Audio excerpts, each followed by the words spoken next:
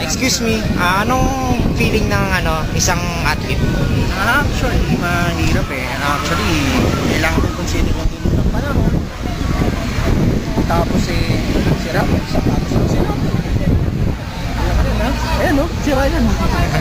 Kita mo naman, di ba? Okay, yun na po. Pakiabangan yun, yung maliit na yun. Nasaan? Ayun Maliit? Ayan yun lang, ayan. Makaiba yung buhok. Ito. Ayan, yung ina. Okay. Ayan na. Abangan na lang po natin ang kanilang Birds, ano naman sabi nyo?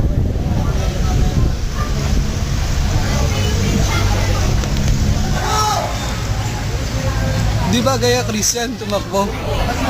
Mataba ka sir. Di ba gaya Christian tumakbo? Mataba kasi.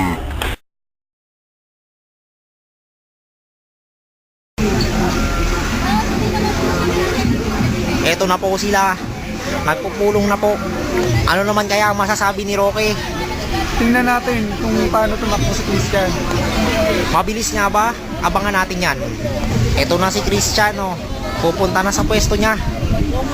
Ang yabang-yabang, mamaya gugulong yan. Isang pagsulyak muna sa mga Riders Association ng Makati.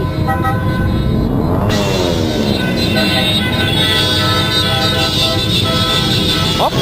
Naku po, masamang pangitain yan. Ayan na po, nagsisimula na.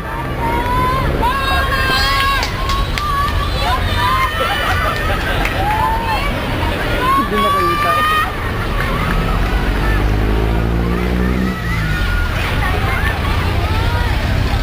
Tatlo.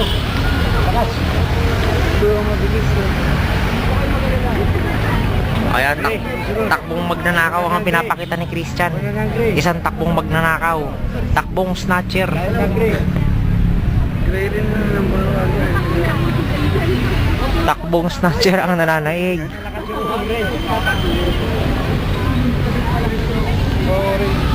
Red pa rin.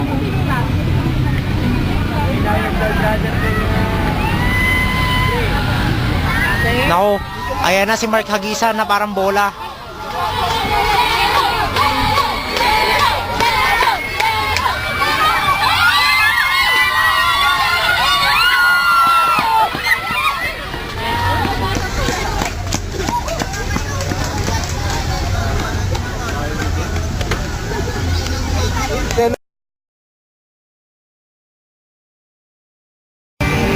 Ano pong masasabi nyo ngayon parang wala naman po kayo na itulong kanina? Actually, maganda yung pakiramdam eh. Tatakbo ka dun yung parang umaangat yun. Nakasa mo! Okay. Kung pag ganyan, nagjajang ka, lumilipad ka eh. Makapal yung mukha talaga ni Ken eh. Makapal talaga ang mukha nung hari. Babarinig, baka marinig. Parang kang lumilipad si Matt, inaabang, tumambay mo, patapyasan na bunga. Wala, hindi mo pala. Parang wala rin naman na itulong si Mark.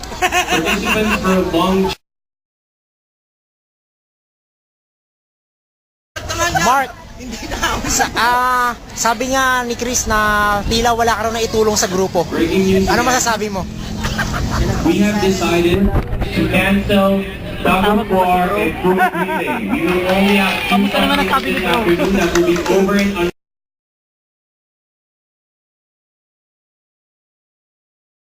Chris, ano masasabi mo sa mga naninira?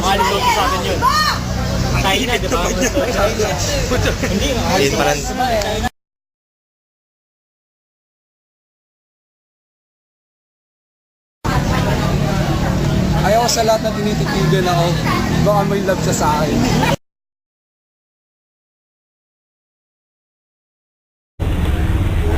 Ayaw sa lahat na tinititigan ako. Baka may love siya sa akin. Anong mapapayo niyo sa ibang atleta? Maganda, magpaano lang kayo para wala na kayong talukap sa bahay na lang. Ang pala kayo.